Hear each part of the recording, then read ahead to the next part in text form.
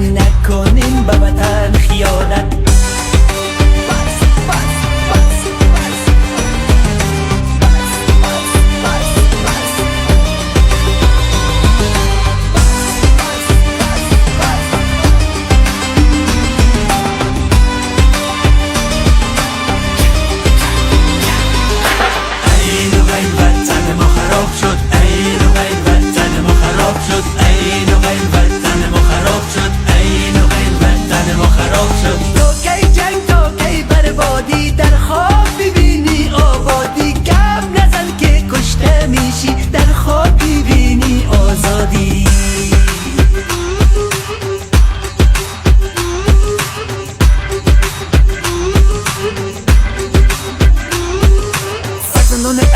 جویکشان گرم و نرم مردم را سفگونگه شدن یک زن پیدا شد گفت بشر در میلیونه تو بردی حق مردم خوردی میرسه روزی که تو به خود بگی که مردی مردم بیچاره ما مردم آواره ما تا کی باید که باشن شاید روزای سیاه تا کی باید که باشن شاید روزای سیاه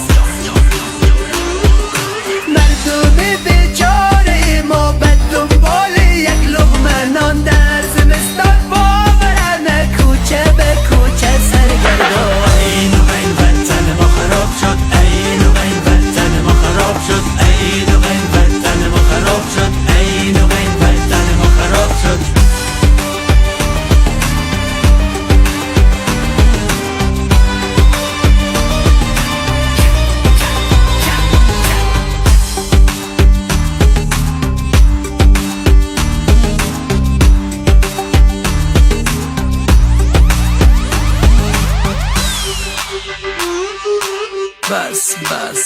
بس در کل دنیا رشخند شدیم.